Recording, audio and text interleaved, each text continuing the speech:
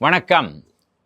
சென்னையோடைய pincode சீரீஸில் இப்போ நம்ம சென்னை 16க்கு வந்துவிட்டோம்.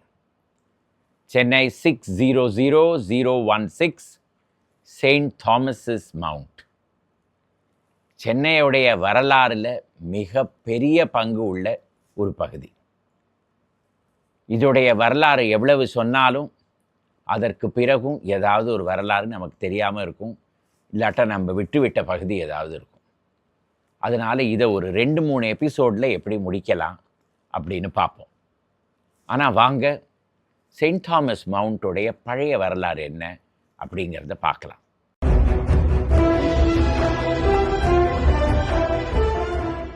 செயின்ட் தாமஸஸ் மவுண்ட், இந்த பெயரே ஆங்கில பெயர் தான். அதற்கு முன்னாடி போர்த்துகீய மக்கள் இந்த இடத்துல வழிபட ஆரம்பித்தார்கள்.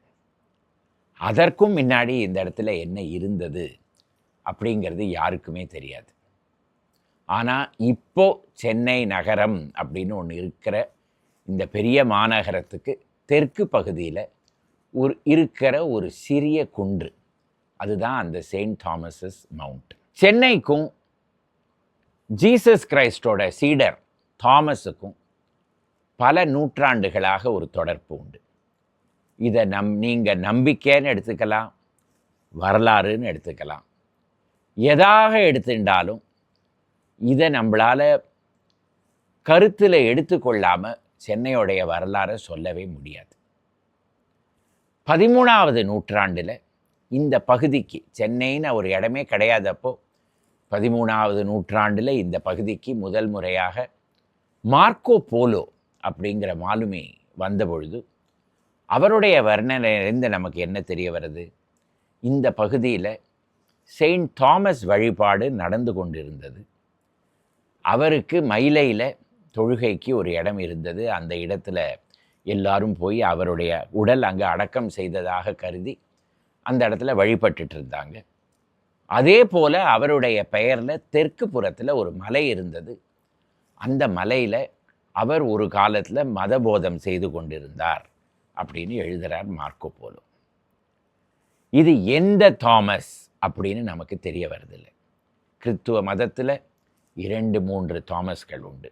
ஒன்று ஜீசஸ் கிரைஸ்டோடைய சீடர் தாமஸ், அடுத்தது தாமஸ் த மெக்கினேயன், 3வது தாமஸ் த ஆர்மேனியன், 4வது 5வது 6வது 7வது நூற்றாண்டுகளில் பல தாமஸஸ்கள் இருந்ததுனால எவருடைய மதத்தை பின்பற்றி இந்த இடத்துல மக்கள் வந்து வழிபட ஆரம்பித்தார்கள் அப்படிங்கிறது நமக்கு தெரிய வரதில்லை.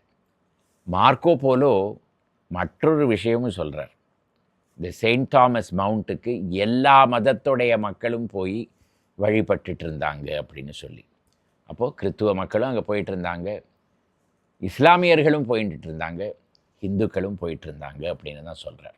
இந்த பகுதியில் ஐரோப்பாலேருந்து வந்த மக்கள் ஏராளமாக இருந்ததுனால இந்த மலைக்கு ஃபிரிங்கி கோண்டா அப்படின்னு ஒரு பெயர் இருந்ததுங்கிறது 17வது 18வது நூற்றாண்டுடைய ஆங்கில மற்றும் போர்த்துகீய சான்றுகள்லேருந்து நமக்கு தெரிய வருது. ஃபிரங்கி அப்படின்னாலே நம்மளுடைய தோல் வண்ணம் இல்லாதவர், வெளிநாட்டிலேருந்து வந்தவர், அவருடைய மலை. இந்த ஃபிரங்கி மலை, ஃபிரங்கி கொண்டா, தெலுங்கில் கொண்டா, ஃபிரங்கி மலை, அதுதான் பிற்காலத்தில் பரங்கி மலை அப்படிங்கிற இந்த இடத்துக்கு ஒரு பேர் வந்தது அப்படின்னு வரலாறு சொல்கிறது. 20வது நூற்றாண்டிலிருந்து எப்படி இந்த செயின்ட் தாமஸுடைய வரலாறு 16-17வது நூற்றாண்டில் வளர ஆரம்பித்ததோ அதே போல் 20வது நூற்றாண்டில் ஒரு வரலாறு ஆரம்பித்தது. அதாவது இந்த இடத்துல பிரிங்கி முனி தபஸ் செய்ததுனால பிரிங்கி மலை அப்படிங்கிற பெயர் இருந்தது. அதுவே நாளடைவில் ஃபிரங்கி மலைன்னு மாறி பரங்கி மலை அப்படின்னு வந்து விட்டது அப்படின்னு. ஆனால் இந்த வரலாறுக்கு ஒரு புத்தகத்திலேயோ ஒரு ஏட்டுச்சுவடியிலையோ எங்கேயுமே ஒரு சான்று நமக்கு கிடைக்கிறதில்லை. ஆனால் நான் எப்பொழுதுமே சொல்கிற மாதிரி நம்பிக்கைங்கிறது ஒரு பக்கம், வரலாறுங்கிறது ஒரு பக்கம். ஒன்றை எடுத்துக்கொண்டு மற்றொன்றை புறக்கணிக்கவே முடியாது. அதனால் நம்பிக்கையில் இந்த இடத்துக்கு பிரிங்கி மலை அப்படின்னு சொல்கிறாங்க அப்படிங்கிறதையும் இந்த எபிசோடில் எடுத்து வைக்கணும். 200 வருடங்களுக்கு பிறகு போர்த்துகிய மக்கள் இந்தியாவுக்கு வந்தவுடனே இந்த வரலாறு அவர்களுக்கு தெரிய வந்து, அப்போது விஜயநகர பேரரசுக்கு அடியில் இருந்தது தான் இந்த மயிலை, இந்த பகுதிகள் எல்லாம். அப்போது விஜயநகர பேரரசுக்கும் இந்த போர்த்துகிய மன்னர்களுக்கும் இங்கே இருந்த கோவாவில் இருந்த போர்த்துகிய வியாபாரிகளுக்கும் நெருங்கிய தொடர்பு உண்டு. ஏன்னா அவர்கள் மூலமாக தான் அரேபியாவிலேருந்து உயர்தர குதிரைகளெல்லாம் இறக்குமதி செய்யப்பட்டுட்டு இருந்தன. அதனால் அவங்க கேட்ட உடனே அவங்களுக்கு இந்த பகுதி மயிலைங்கிற பகுதி கொடுக்கப்பட்டு அதற்கு பிறகு போர்த்துகிய மக்கள் இங்கே வர ஆரம்பித்தார்கள். சுமார் 100 வருடங்களுக்கு போர்த்துகிய கவர்னர்கள் கோவாலிருந்து அவர்களுடைய பணத்தை செலவழித்து இந்த இடத்துல வந்து தாமஸுக்கும் இந்த பகுதிக்கும் என்ன தொடர்பு இருந்தது அப்படிங்கிறதெல்லாம் ஆராய்ச்சி செய்து கொண்டே இருந்தார்கள். 100 வருடங்களில் அந்த வரலாறு வளர ஆரம்பித்தது. அதற்கு பிறகு செயின்ட் தாமஸ் மவுண்டில் ஒரு சிலுவை கண்டுபிடிக்கப்பட்டது. அதை பற்றி கொண்டு தான் செயின்ட் தாமஸ் இறந்தார். அவர் லிட்டில் மவுண்ட் அப்படிங்கிற இடத்துல ஒரு குகையில் தபஸ் செய்து கொண்டிருக்கும் பொழுது ஒரு அந்தணர் வந்து ஒரு அம்பு மூலமாக அவரை காயப்படுத்தினார். அதற்கு பிறகு அவர் அந்த மலைக்கு சென்று அவரால் செய்யப்பட்ட ஒரு சிலுவையை கட்டி பிடித்து கொண்டு அங்கேயே மரணம் அடைந்தார். அதற்கு பிறகு அவருடைய உடல் மயிலைக்கு கொண்டு வரப்பட்டு அடக்கம் செய்யப்பட்டது அப்படிங்கிற வரலாறுலாம் வந்தது. இந்த செயின்ட் தாமஸ் மவுண்டில் போர்த்துகிய மக்கள் 16வது நூற்றாண்டில் ஒரு பெரிய மாதா கோவிலை எழுப்பினார்கள். அதற்கு பிறகு 17வது 18வது நூற்றாண்டில் ஆர்மீனிய வியாபாரிகள் அவர்களுடைய பணத்தை செலவழித்து அந்த சர்ச்சை ஒரு பெரிய அளவில் விரிவாக்கம் செய்தார்கள். இப்போவும் அந்த சர்ச்சுக்குள்ளே போய் மெடோனா ஆஃப் த மவுண்ட் சர்ச்சுக்குள்ளே போய் பார்த்தோன்னா ஆர்மீனிய வேலைப்பாடு தான் நமக்கு நிறையாகவே தெரிய வரும். இந்த மலைக்கு மேலே சுலபமாக ஏறி போய் அங்கே சர்ச்சில் வழிபடுவதற்காகவே தன்னுடைய பணத்தை 18வது நூற்றாண்டுடைய ஆரம்ப காலத்தில் பிரபல ஆர்மீனிய வியாபாரி கோஜா பெட்ரஸ் உஸ்கன் செலவழித்தார். அதற்கு பிறகுதான் அந்த மலைக்கு மேலே போவதற்கு இவ்வளவு அழகாக படிக்கட்டுகளும் வந்தது. 17வது 18வது நூற்றாண்டுடைய வரலாறுகளிலேருந்து நமக்கு என்ன தெரிய வருதுன்னா, ஒவ்வொரு வருடமும் டிசம்பர் மாதம் 18ஆம் தேதி போர்த்துகிய மக்கள் இந்த இடத்துல ஒரு பெரிய விருந்து கொடுத்து இதை ஒரு பெரிய பண்டிகையாக கொண்டாடுவார்கள் அப்படின்னு தெரிய வருது. 17வது நூற்றாண்டில் மெட்ராஸ் அப்படிங்கிற பகுதிக்கு ஆங்கிலேயர்கள் வந்தார்கள். அதற்கு பிறகு போர்த்துகிய மக்களுடைய செல்வாக்கு இந்த இடத்துல குன்ற ஆரம்பித்தது. மெல்ல மெல்ல ஆங்கிலேயர்களுடைய கண் அந்த செயின்ட் தாமஸ் மவுண்ட் மேலே சென்றது. அதற்கு பிறகு ஒரு வார விடுமுறைகளிலும் அவர்கள் அங்கு போய் வேட்டையாடுவது, அங்கே போய் பல நாட்களுக்கு இருப்பது, இதெல்லாம் ஆரம்பித்தார்கள்.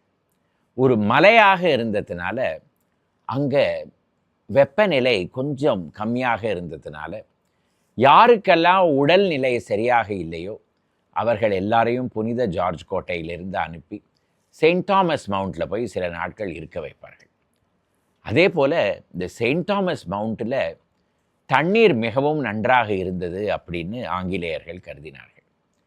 மெல்ல மெல்ல அவர்களுடைய விடுமுறை இல்லங்கள்லாம் அந்த செயின்ட் தாமஸ் மவுண்டில் வளர ஆரம்பித்தது. 1676வது ஆண்டு கிழக்கிந்திய கம்பெனி செயின்ட் தாமஸ் மவுண்டில் ஒரு பெரிய நிலத்தை வாங்கி அந்த இடத்துல ஒரு தோட்டத்தை நிர்மாணம் செய்து அதற்கு நடுவே கம்பெனிக்காகவே ஒரு பங்களாவும் கட்டியது.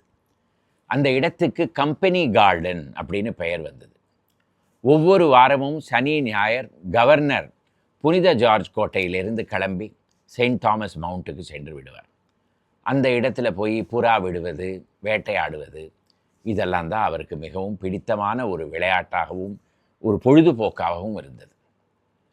1760களில் செயின்ட் தாமஸ் மவுண்ட்டை பற்றி நமக்கு ஆங்கிலத்தில் ஒரு கவிதை கிடைக்கிறது. அதுவும் சாதாரண ஒரு 10 லைன் 20 லைன் இல்லை, பல 1000 லைன்ஸ் இருக்கிற ஒரு கவிதை. ஐல்ஸ் எர்வின் அப்படிங்கிற ஆங்கிலேயர் செயின்ட் தாமஸ் மவுண்ட் பேரில் ஒரு கவிதை எழுதியிருக்கார். இதை படித்து பார்க்கும்பொழுது அந்த மலை, அதற்கு மேலே இருக்கிற செயின்ட் தாமஸோடைய அந்த சர்ச், அதற்கு பிறகு இந்த சுற்று வட்டாரம்லாம் எப்படி இருந்ததுன்னு தெரிய வருது. ஏராளமாக மாமரங்கள் இந்த இடத்துல இருந்ததாகவும் அந்த மாம்பழத்தெல்லாம் பறித்து கிழக்கிந்திய கம்பெனி அதிகாரிகள் எல்லாம் சாப்பிட்டதாகவும் நமக்கு தெரிய வருது.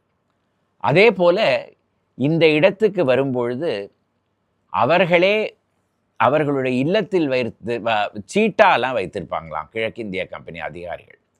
அந்த சீட்டாவை வைத்து இந்த பகுதியில் இருந்த மான்கள் எல்லாம் வேட்டையாடுவாங்க அப்படிங்கிறது நமக்கு தெரிய வருது.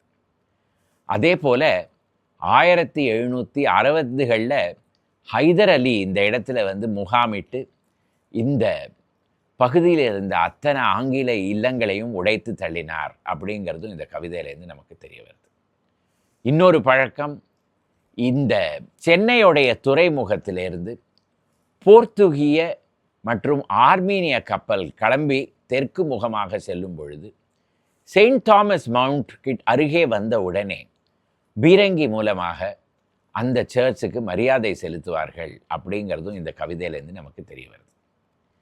ஆனால் இந்த கவிதை அதே 18வது நூற்றாண்டில் புத்தகமாக வெளியிட்ட போது அதோடைய முதல் பக்கத்தில் ஒரு மிக அழகான ஒரு படம், யாரோ ஒரு ஆர்டிஸ்ட் அந்த காலத்தில் செயின்ட் தாமஸ் மவுண்ட் எப்படி இருந்தது அப்படிங்கிறத ஒரு படமாகவும் வரைந்திருக்கிறார். அதை பார்க்கும் பொழுது நமக்கு ஒரே ஆச்சரியமாக இருக்கிறது. இவ்வளவு மரங்களும் இவ்வளவு செடிகளும் இவ்வளவு திறந்த வெளியுமாக இருக்கிற செயின்ட் தாமஸ் மவுண்ட்டா இப்போ இவ்வளவு கட்டடங்களுமாக இருக்கிற இடமாக மாறி போய்விட்டது அப்படின்னு. ஆனால் மாற்றம் அப்படிங்கிறது வந்து கொண்டே தானே இருக்கும். 18வது நூற்றாண்டில் கிழக்கிந்திய கம்பெனி ஒரு முடிவுக்கு வந்தது. அதாவது புனித ஜார்ஜ் கோட்டையில் இருக்கிற படைகள் எல்லாம் இதற்கு பிறகு செயின்ட் தாமஸ் மவுண்ட்டில் போய் அங்கே தான் முகாமிடும் அப்படிங்கிற முடிவுக்கு வந்தது. அதற்கு பிறகு செயின்ட் தாமஸ் மவுண்ட்டுடைய வரலாறு மாற ஆரம்பித்தது. அது என்ன வரலாறு அப்படிங்கிறத வர எபிசோட்ஸில் பார்க்கலாம். இந்த எபிசோடு உங்களுக்கு பிடித்திருந்ததுன்னா இதை லைக் செய்து இந்த சேனலுக்கு சப்ஸ்கிரைப் செய்யவும். மறுபடியும் அடுத்த வாரம் சென்னையுடைய வரலாறுலேருந்து ஒரு எபிசோடு எடுத்துக்கொண்டு வருகிறேன். வணக்கம்.